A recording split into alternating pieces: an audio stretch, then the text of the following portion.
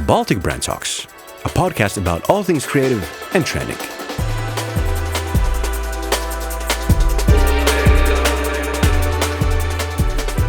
We are starting the second season of Baltic Brand Talks podcast, and we are starting it extremely specially because we have no one else but Rory Sutherland visiting Riga, visiting EBIT conference, and I'm very honored to have you here, Rory. I might add visiting Riga for the first time, but not the last time. I found it absolutely delightful. I've loved it here. Why is that? What have you experienced so far? I love cities of this size. Because I think you have that privilege, potentially a bit like Amsterdam, of being a world-class city of a manageable size, which I think is the sweet spot. But also, I mean, obviously the high level of technology. I was absolutely aghast at the quality of the Wi-Fi on Air Baltic, for example, which I think uses Starlink, if I'm right. But I suppose actually another reason is that I never really. I know you're not Scandinavian technically, although we like Nordic? To call ourselves Nordic. Yeah. You're kind of Nordic. Yeah, okay. Sounds better than Eastern European. Let me explain something. I didn't. My father's family came from the very far north of Scotland, Caithness, and one of the reasons I love this is that I never understood my own dad until I went to Sweden for the first time. My father was, quite strange in many ways. He would spend a lot of money on certain things if there was a real quality message. He was unbelievably frugal at other things. Okay. And my mother also, by the way, spent about 3 years of her early life in Norway. And so in a strange way, I had a sort of semi-Scandinavian childhood without really understanding that's what it was. And when I first went to Sweden, first went to Finland, Norway subsequently, I suddenly realized, that's what it is. And it's a particular approach to, I think, quality of life and also quality of things, combined with a kind of egalitarian mindset, I think, which I find just incredibly agreeable. A similar equivalent would be Australia. At the other end of the world, there's something similar you get in Australia, which is fundamentally the philosophy of life, I think, is bang on the money. Before you came here, what was the brand in your mind when they said, come to Riga, come to Latvia? What's the picture that you had before? Possibly to a small degree stag parties, which I know must be a bit of a curse for you, having British stag parties wandering around all over the place. But also enchanting medieval streets, which I found. I didn't know in advance about the Art Nouveau Quarter, which I'm going to discover tomorrow. I had a river trip yesterday, which was absolutely delightful. And also there's something which I did expect, which I find fascinating, which is that there are little bits of residue of all kinds of periods of history here, because at various times, you obviously would have been under Soviet influence. You see the condensed history and condensed metropolis, kind of in a very walkable distance. Fundamentally, in a walkable distance, you get a little bit of everything, which is truly magical. I really loved it. So great to have you, and I really hope you come back for, let's say, another marketing event. So you are known globally, and not only in advertising industry. I mean, almost every industry. You're known as a person who really understands and sees a big value in behavioral science, in psychology, and at the same time, people in management and also in marketing are still very addicted to the data as a main argument for decision making. So have you seen a change in the last 10 years, or we are still more or less in the same place? It depends on the business. So entrepreneurial businesses, founder-led businesses, mavericks in general, mavericks within large businesses have started to understand that a fixation on data, purely on the idea that all decisions must be data-led, has its limitations. First of all big data comes from the same place, the past. There isn't any data about the future, and so consequently, all data-driven approaches have a status quo bias because there's a lot of data about what is, there's not much data about what could be, and in many cases, I think data in organizations suffers from multiple problems. It's not that representative. It suffers from quantification bias. In that you focus on those things which happen to be quantifiable. Human emotions don't generally come with numbers attached, whereas objective measurement does. It also suffers from the fact that, to use that phrase, people use data the way a drunk uses a lamppost, for support rather than illumination. In other words, they're cherry picking in many cases already unrepresentative data in order to make themselves look good, win an argument, or possibly to defend themselves against potential blame should things go wrong. What they're not using the data for is to solve a problem. Yeah. And that's something which, one of the things when I wrote the book, which I never expected, and I think I'll have to honestly say that most of my success here has been accidental, which is that I ended up talking about marketing to non-marketing audiences. It's a long story why. And I realized quickly I couldn't do what all ad agencies do when they're talking to a marketing audience, which is to show them the ads they've made, because most of the people I was talking to would never get the opportunity to make an advertisement. So I thought, I can show them ads as an illustrative point, but I can't just burble on about this stuff, about marketing communications. So of necessity, I started talking about how we think, not what we do. And by accident, if you like, I discovered that the market and the level of interest, and indeed, I hope, adoption in adopting marketing modes of thinking, the market for that is inordinately greater than the market for what we do. And I think all marketers have made the mistake of justifying themselves by what they do, which is maybe marcoms is 10% of marketing. There's also pricing, product, promotion. Fundamentally, what I then discovered is there's this whole secondary audience of marketers manqués amongst coders, engineers, the finance community. You mentioned that the people from the Bank of Latvia are really interested in what I have to say. And I do have one weird advantage, which is I'm not bad at maths. I did A-level maths until the age of about 18. My brother's a very good mathematician. I was merely okay. But one of the interesting things about studying maths is that good mathematicians, and I'm talking about the good mathematicians I know, I'm not describing myself as a particularly good mathematician, are as aware of the limitations as they are of the strengths.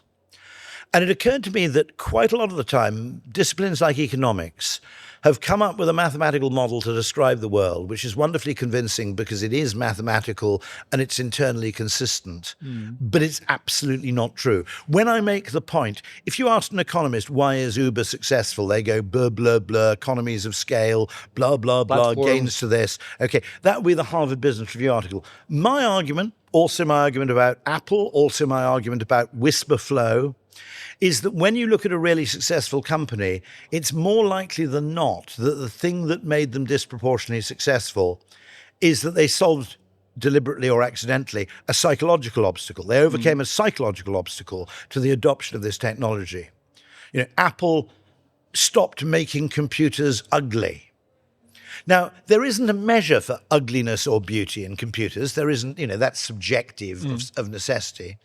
But if you think about Steve Jobs even he hated focus groups and he hated the idea that you would ever ask customer what they want. He argued that his taste, to some extent, had to prevail. Because with a focus group, you are limited by the expectations of the market. But also, consumers may have been conditioned to think that computers were all about clock speed or RAM or processing power, and they'll simply parrot back what your competitors have taught them to believe is important. And what Jobs did is come along with something entirely orthogonal to that and said, with the iMac, which I think is one of the most important products they produce, by the way, you can have a computer in a room in your house without turning that room into an office. Now, there aren't numerical metrics. There isn't a spreadsheet to justify that course of action. And market research probably would never have come up with the iMac. But nonetheless, before that, if you put a computer in any room in your house, you're probably not old enough to remember this, you might as well put a photocopier and a filing cabinet, a fax machine in there because it was beige or grey and you'd turned it into a kind of functional utilitarian space. And Jobs was ultimately a tastemaker and ultimately a marketer. The really geeky people within Apple didn't have that much time for him. They go, I don't know what Steve even does, like he can't even code, which was true. Yeah. But what he could do is understand how code could be used in ways that people found not only functionally useful, but emotionally rewarding. Yeah, you strongly also advocate that a highly creative and emotional approach remains essential, to build brands and also like human connections. By the way, this stuff, what's weird about it, it's not expensive. Yeah.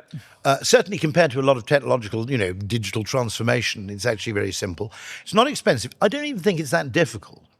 Now, the problem is twofold. That means that there isn't a large budget attached to it, so it doesn't get a very large headcount.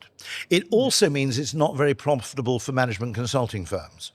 Now, management consulting firms used to be strategy consulting firms, but the problem is that strategy isn't that time-consuming.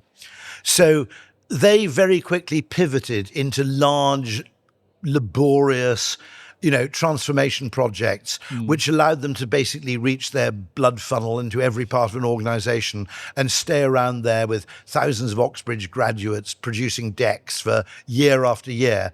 Much more lucrative than to do that than to come up with an ingenious new strategy, which can be done with a small group of very talented people in a remarkably short amount of time. And so, because the important stuff in business isn't necessarily expensive, and because we tend to devote business resources to things that are either expensive or profitable to the consulting firm rather than to the business itself, psychological solutions have always been underweight. In the same way, you get the same bias, which is that customer retention is always underweighted relative to customer acquisition, not because it's less important, but because it's harder to quantify or slower to quantify. I make the argument that in a future world where a lot of the more banal customer inquiries can be dealt with through automated voice response, in that world, we should have call center staff who are paid six figures.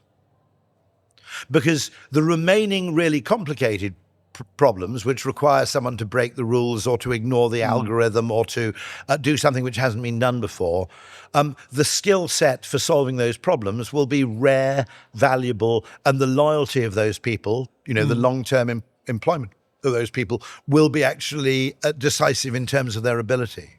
Is it also something how artificial intelligence will influence the marketing, that the work done by humans will be more valuable in the future? Or you're an agency world to an extent. I have a weird theory about this, which is that ultimately a successful agency in 2035 will spend 30% of its time responding to client briefs and 70% of its time proactively looking for problems it can solve itself. Because if the time required to get to execution and the cost of execution drops dramatically, it doesn't make sense to run your whole business on a commissioned work basis. I mean, even Picasso painted his own paintings and sold them. The Beatles didn't wait for someone to come along and request a song about a submarine. Okay.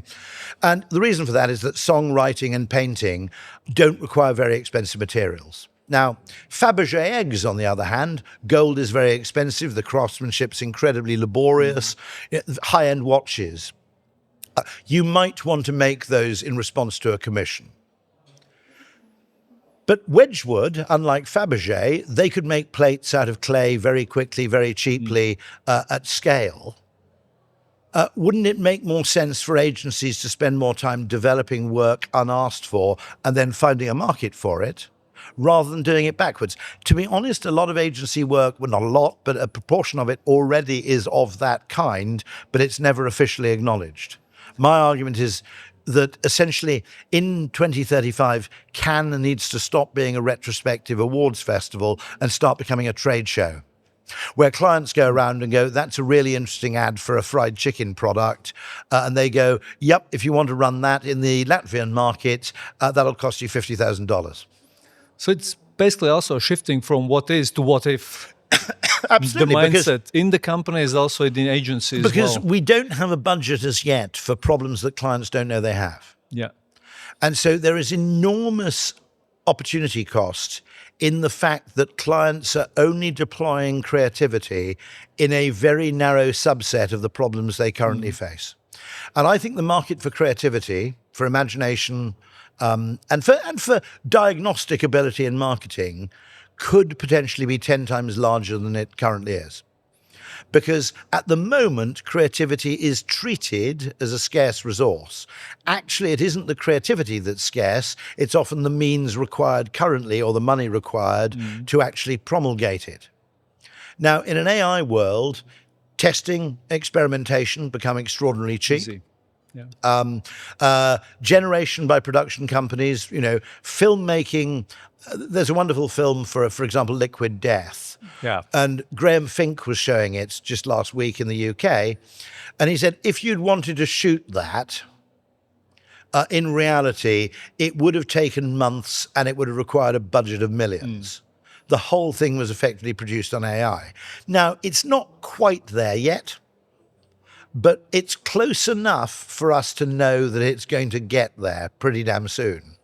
And I would argue that it doesn't make sense for us to, in the same way that if you have a steam engine, you need to rethink what's mineable. Yeah. In the same way, if you have an AI engine, you have to understand what's now potentially generatable. And so there's actually a technical name for this, which is called Jevons law, sometimes called the Jevons paradox, which is when something becomes cheaper, in many cases, the market grows because demand for it goes up, because when it becomes cheaper, the number of potential applications becomes inordinately greater. So that's why more efficient steam engines drove up demand for coal, because there were now many, many more places you could economically put a steam engine. I would hope that this applies to creativity. Now wait for it. But if the deployment of AI is decided by the finance function or the procurement function or the HR function, not by the more entrepreneurial parts of the business, they will deploy that AI with a mindset of cost reduction, not a mindset of opportunity creation. And so the Jevons paradox thing is really important because you now have a more efficient steam engine. Yeah. Okay. The finance mentality is save money on coal. The entrepreneurial mentality is open up 3 more seams. My great fear here is that the finance mentality will actually prevail. Yeah. And my joke is there are 2 people I really don't want to see get their hands on AI. One of them is terrorists and the other one is the chief financial officer. Because their mindset, and studying Jevons paradox here, by the way, is really Manchester Economist. The economics club at the University of Manchester is called the Jevons Society. It's really, really important to understand. What I suspect might happen is the public limited companies with the short time frames and the avaricious shareholders are going to deploy it as a cost reduction strategy. The family-owned businesses, the entrepreneurial businesses, are going to seize the greater part of the opportunity by seeing it as let's open up 3 more seams rather than let's spend less money on coal. Yeah, totally agree. So if agency, like the future agency, is more focused on basically proactive thinking, so coming up with briefs rather than waiting for the briefs. So how do you see? Here? The question is, what if? What else can we do here? What becomes potentially solvable that we could never solve before? How would you describe or define then the CMOs or marketing people, how their mindset should change or how they should employ their creative partners? A lot of this boils down to what is the calibration of risk and reward in corporate jobs. Most people in business now, overwhelmingly, you have people in, for example, procurement, who I think effectively perform a dishonest function, because they can lay claim to the credit for any cost savings they've obtained, but they're never held responsible for any opportunities they've destroyed or any costs they incur down the line. Any value destruction rather than costs they incur. They may be destroying value abundantly, but they're not judged on that. They're only measured on the cost they save. That a business that's incentivized that way, a department that's incentivized that way, should not be allowed to exist, fundamentally. Okay, so if you have these large and very, very influential parts of the business in terms of HR, I call them the four horsemen of the bureaucratic apocalypse, which is HR, compliance, finance, and procurement. Some people add AIT as a fifth horseman of the apocalypse, which are jobs where you are rewarded very little for upside achievement, but you're massively punished for downside risk. You will have the wrong calibration of risk and reward to take advantage of the opportunities which this technology ultimately presents, because you'll simply see it as a protective, defensive, and efficiency-driven function. Yeah. You won't have the opportunistic mindset that's necessary to really deliver value from it. So the KPIs, the motivation itself has to be changed. By the way, businesses are in part to blame for this, because as someone said, when someone said B2B marketing is rational, unemotional, someone else, not me, I wish it had been me, made the very fair point. They said, no, B2B marketing is massively emotional, because in B2C, if you buy the wrong brand of toothpaste, you don't lose your job. In B2B, you can buy the right brand of toothpaste, but if you haven't got a 17-page PowerPoint deck explaining why you bought that toothpaste, you can still lose your job. Okay, so something about the fact that businesses are optimized for defensive decision making, and they're optimized for explanation of process and justification of process rather than quality of outcome and quality of result, and the fact that that permeates the bonus structures of many of those businesses. You could say, if you're taking a wider long-term systemic view of a business, you've only got yourself to blame. You've effectively riddled your business with perverse incentives, and then you wonder why you're not innovating anymore. Among our large clients, among our large client companies, we have many, many very great clients. Nearly always the very greatest of them are viewed within their organizations as subversive, as mavericks, as not quite a safe pair of hands, which is precisely why they do brilliant work, because they actually are prepared to let upside opportunity occasionally outweigh downside risk in the course of making decisions. I think Keith Reinhardt, he many years ago came up with this 4 freedoms, and one of the freedom was freedom to fail. Yes, absolutely right. As absolutely necessary kind of value in the culture. By the way, let's caveat this, okay? Because as I said, I did mathematics. I'm very interested by the way in which the reason to do maths, by the way, isn't numeracy, it's creativity. Yeah. Because maths gives you another way of looking at the world, and it gives you another way of unpicking data, which goes beyond the merely obvious and the expedient. And just to be clear about that, freedom to fail small is a really important failure, because the damage there is mostly reputational. It's not financial. Okay. It's, oh dear, that thing he did didn't work. Dave's not really a safe pair of hands. Maybe we shouldn't give Dave a bigger project to work on, even if, to be honest, the cost of failure was negligible. If you are the brand manager for Tide in the US, you have 70%, any large-scale failure has to be viewed with sheer terror, and you're absolutely right to spend your life being paranoid. However, if you can do what Jeff Bezos calls two-way door experiments, where you poke a look through the door, and if your initial results aren't promising, you walk back. So at no point have you ever imperiled the wider brand or the wider organization. Freedom to make two-way door explorations is absolutely fundamental to freedom. I completely agree. No, we're talking these large, big ideas. What is one idea, one campaign that you did personally, you were involved, that you are still proud of? I love this one, because David Ogilvy was always asked what was the campaign he was most proud of. And he actually said it was a campaign they did for Puerto Rico, which was quite it didn't win a single creative award. It wasn't particularly breakthrough, but as he said, it saved the economy of a nation.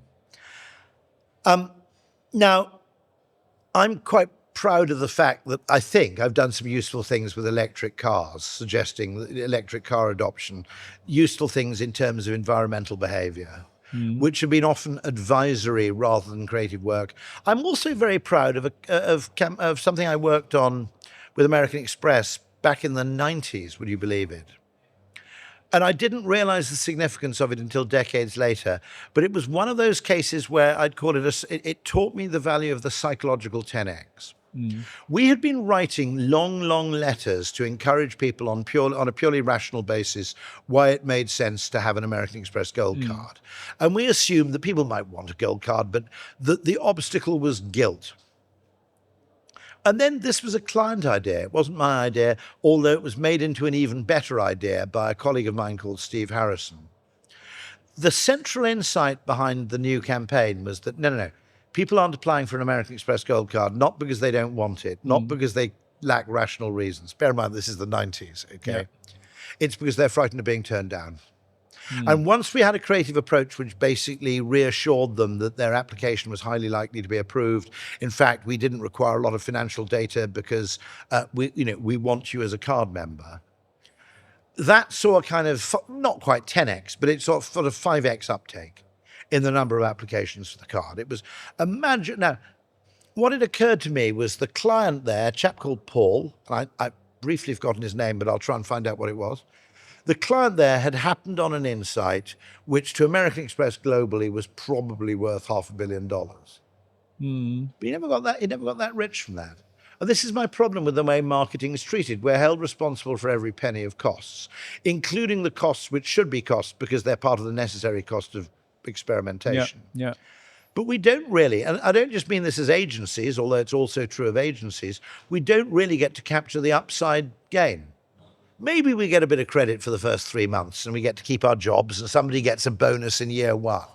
Yeah. But that was an idea that had 10 years worth of legs being practiced in one market where it was probably applicable in 100. And so my friend Nassim Taleb, who has greatly, he's one of my, weirdly, he probably wouldn't think of himself as such, but he's a kind of creative guru for me because he allowed me to look at data and representations of data in a completely new way, which was a form of creative freedom. And he said to me, marketing is fat-tailed, by which I mean the real way in which marketing works is that a lot of the time you do things which merely work okay. Some of them fail. Some of them are just kind of incrementally useful. Some of them are necessary, of course. You know, you wouldn't hold a conference and not tell anybody where it was, by definition.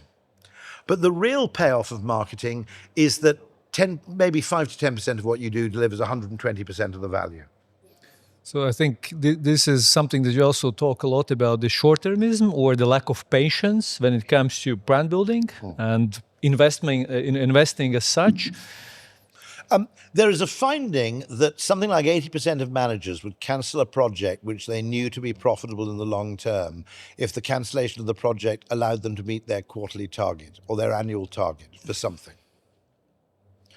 I mean, family firms are immune from that. Family firms are also more focused on their customers because they don't have so many shareholders to worry about. They might have other problems to worry about, but they don't have that. Founder-led businesses tend to have a very clear lodestar of what they're about and why, which transcends mere sort of arbitrary financial reporting periods. There are brilliant examples, Marks and Spencer's in the UK perhaps, of publicly run companies which fundamentally know why they exist so well that they're not necessarily victims to that kind of financial gravity of short-term penny pinching. Yeah. But they're in the minority, to be honest. Yeah. I mean, even though I think every marketing person is, going into 3 to 4 conferences a year where everybody talks about the importance of distinctive brand building, of investing in long-term, creativity and we still, see the sea of sameness whenever you, see the commercial ads. Dave Trott just posted a wonderful image, which I think he had been posted on LinkedIn by his own son, which shows a Tetris block disappearing into a perfect shaped hole. And under it is the caption, "When you fit in, you disappear." Yeah. Absolutely. And absolutely. fundamentally, I mean, there's a wonderful piece by Roger L. Martin, who's my own strategy guru, called Benchmarking is for Losers, that endlessly comparing yourself against your competition will mean you completely overshoot in terms of certain dimensions, which are often quite arbitrary, by the way, the things you've chosen to measure, or even worse, you're benchmarking yourself against metrics which have been provided to you by Google or Meta to serve their own self-interest. Yeah. And I see performance marketing, digital marketing has fallen victim to this thing. Adele Borki wrote a wonderful piece about this, technoplasmosis, where effectively your brain is infected by a virus, which means it no longer pursues its own interests, it pursues the interest of somebody else. And I think that the large digital platforms have fed to marketers the idea that they should measure their own efficacy very largely against metrics which, not coincidentally, massively suit the interests of those platforms more than they do the interests of those brand owners. Now, if you think about it, Meta wants everybody competing for exactly the same space. The last thing they want is someone to say, actually, we're going to go after a completely different marketing approach here. The whole auction model depends on having 7 or 8 people all bidding for the same customer to a point where their margin almost disappears and gets sucked up by the platform owner. So having one of maybe that's sixth freedom should be the freedom to choose your own metrics. Because we choose other people's metrics because we want this comparison to take place. But actually, the purpose of a great brand isn't to be marginally better at the same metrics as all its competitors. Very little innovation happens because someone does what everybody's been trying to do and then does it a little bit better. Some does, but not most. Okay. The purpose of a great brand isn't to fare really well in comparison to its competitor brands. A great brand should be, to some extent, incomparable. It should be incomparably good in some facet of its offer, which is completely tangential to what the rest of the market is pursuing. So, in a way, disrupting starts in the research you are carrying out, and Actually, it starts in the very questions you choose to ask to begin with. Yeah. Starting with the right question is probably more important than coming up with a better answer. Yeah. Starting with a different question. And that's what happened with American Express. It was simply, how can we give these people another reason to have the gold card? Was replaced by, how can we stop these people of being frightened of being rejected for the gold card? And by asking a different question, we came up with a new and inordinately more powerful answer. So we, probably come back to, let's say, curiosity of the people, which is probably undervalued that's character of the marketing people, of business people overall. Well, we automatically love comparison because comparison is at the heart of self-justification. Yeah. I don't think you should enter. I don't think you should try and win grades in school. I mean, I don't think you should enter the Olympics. I think it's a total waste of time, right? Because how likely is it at age 15 that you will be, the best middle distance runner in the world? Almost zero. We see the people who win. We don't see the thousands of people who fail trying. What you need to do is invent a new sport like paddle, at which you stand a reasonable chance of being disproportionately good. Okay? So what you're doing is you're playing the game by other people's rules. It's wonderful for the spectators, but it's a bloody disaster for the... There's one possible exception to that, a few. If you really enjoy playing the sport intrinsically, then keep on trying because you're enjoying it. The passion is there, then, But in most sports, if you're the 100th best tennis player in the world, you're living out of your car, right? Golf's a bit of an outlier. I don't play golf. I've got a soft spot for golf because the handicap system means you can play with absolutely anybody, people of varying ability. That doesn't apply in tennis. If you are a professional golfer, the sport is probably rich enough that you can make a living from it. Yeah, true. And also you can play it at any age of your life. So those 3 things will make me slightly defensive towards golf as a sport, even though I don't play it. But you can always start.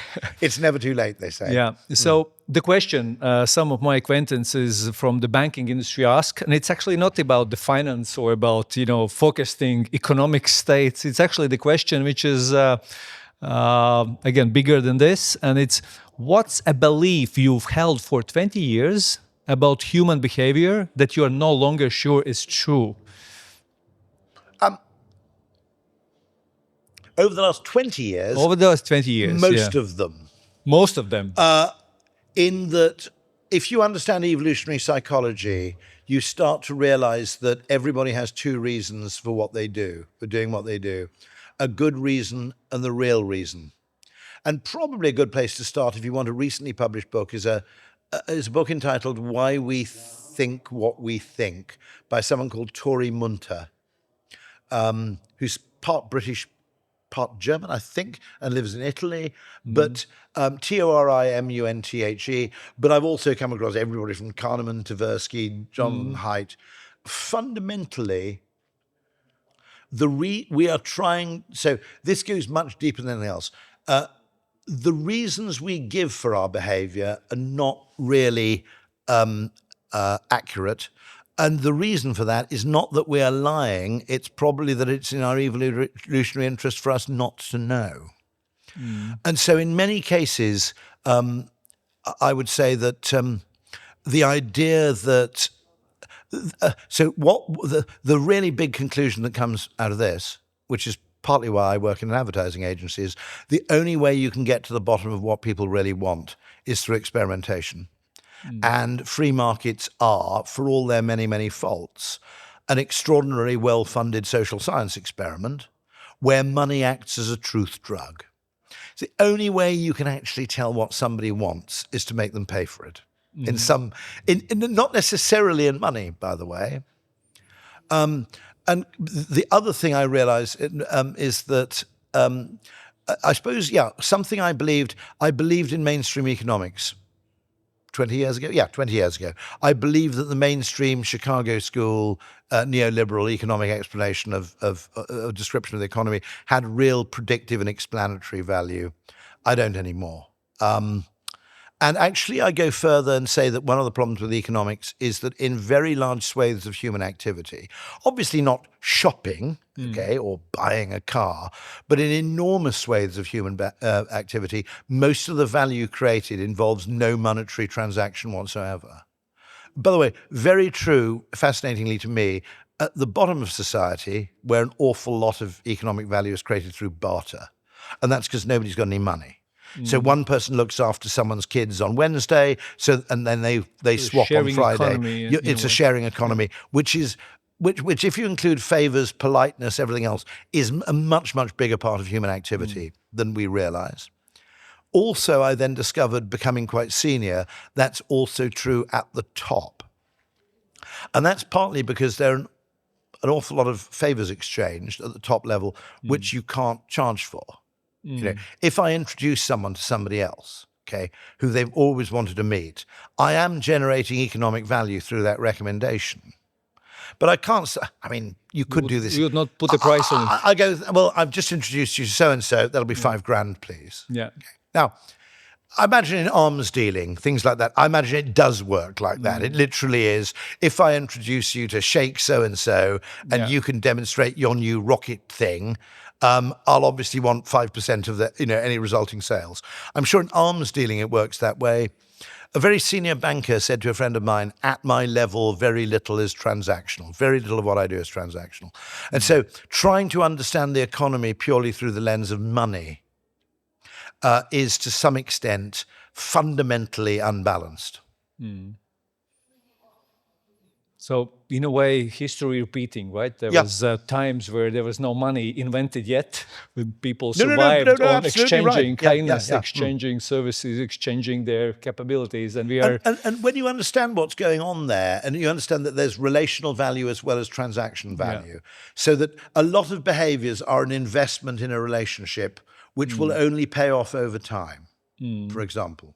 Yeah. Now, one of the interesting reasons this is important is that employers don't understand this. the finance function think their relationship with their employees is purely transactional. If you do this, I will give you money. Yeah. That is actually a very, very poor form of motivation because people game the system. People are unwilling to do anything that's unpaid. An awful lot of tacit value gets completely destroyed through the pursuit of purely what's quantifiable. Yeah. And I was talking to my wife about this just last night, and I said, interesting thing. If you go back, sorry about this. If you go back to the 1970s and 1980s, if there was a company Christmas party, possibly even if there was a company event, people's partners were invited. Never happened now. And that's because, everything's become individualistic and transactional.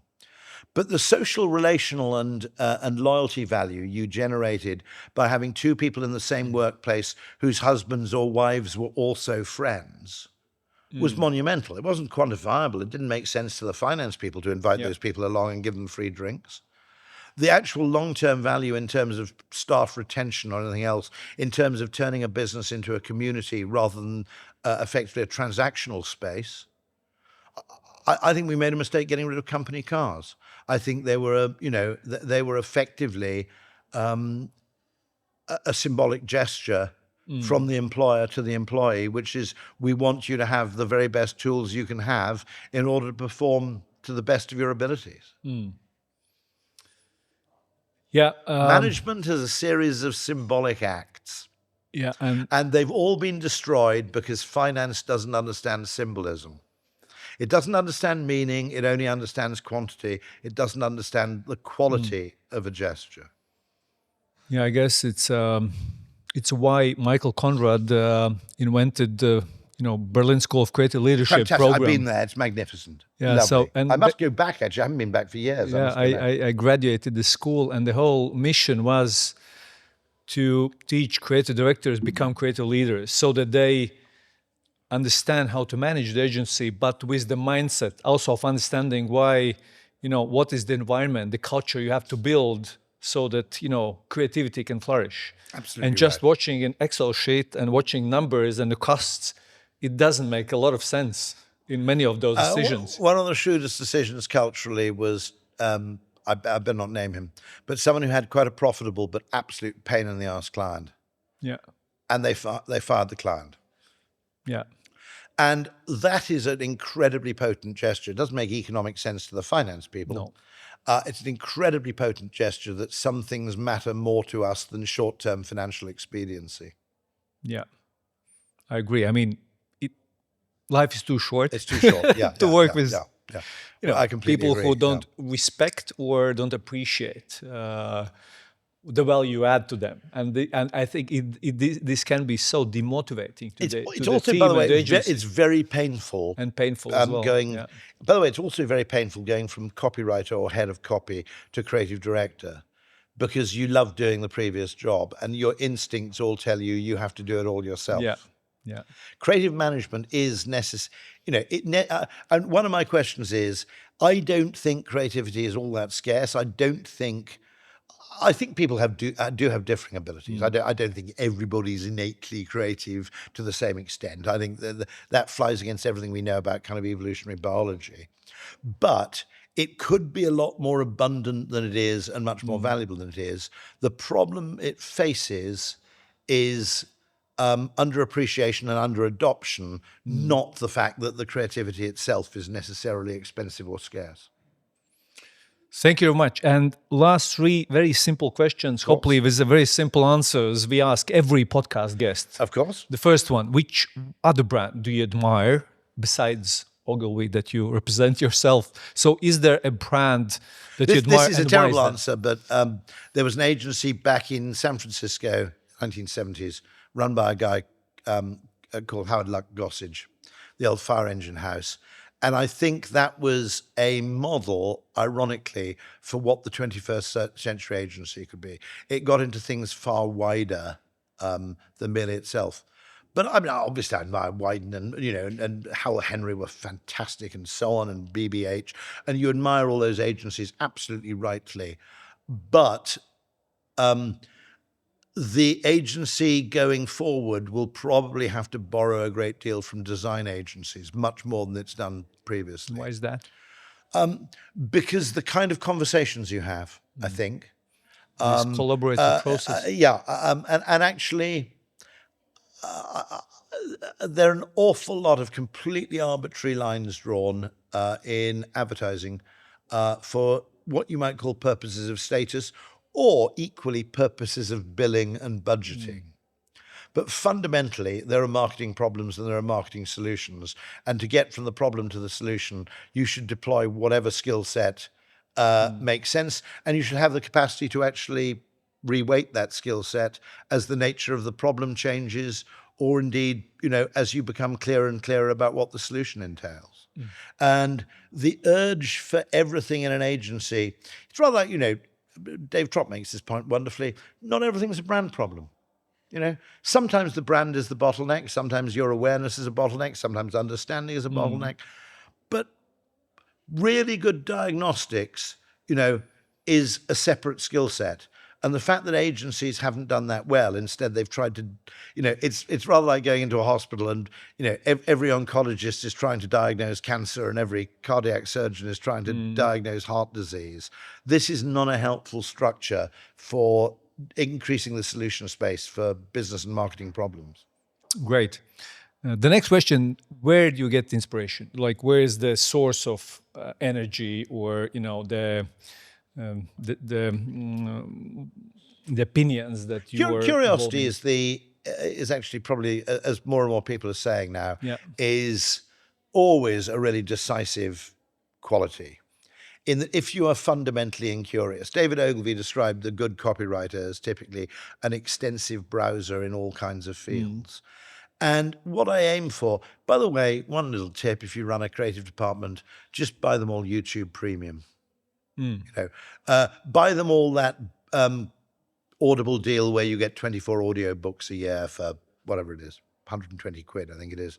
Okay.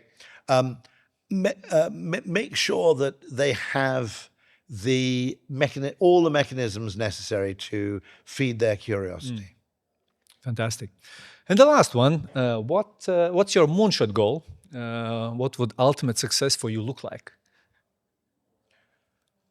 I think there are psychological solutions to major world problems in terms, for example, polarization of opinion, big one. Political dysfunction, I think, but also the entire way in which money, the tax system works, along with the way in which that money is subsequently apportioned, is not psychologically smart. And so politics, I don't want to go into politics because it's not my scene, really. But if this line of thinking got adopted in about 4 or 5 occasions, it's been adopted in some sort of political setting and been spectacularly successful. It's a high enough success rate and a high enough gain to success that we should be doing 20 times more exploration than we currently are of psychological solutions to problems.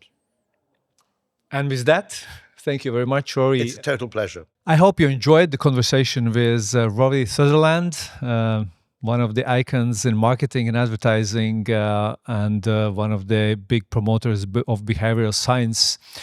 And we will have a couple of more fantastic keynote speakers coming to Riga this September 25th for Baltic Brand Forum. So if you haven't saved your date, if you haven't bought your tickets, please do, because Riga Circus is a large venue, but the seats are still limited. We'll have fantastic keynotes from Europe, from Baltics, and as usually, we have Baltic Brand Forum, we have Baltic Brand Awards show, and of course, great after party as well. So save your dates, and we meet all of you in September 25th in Riga.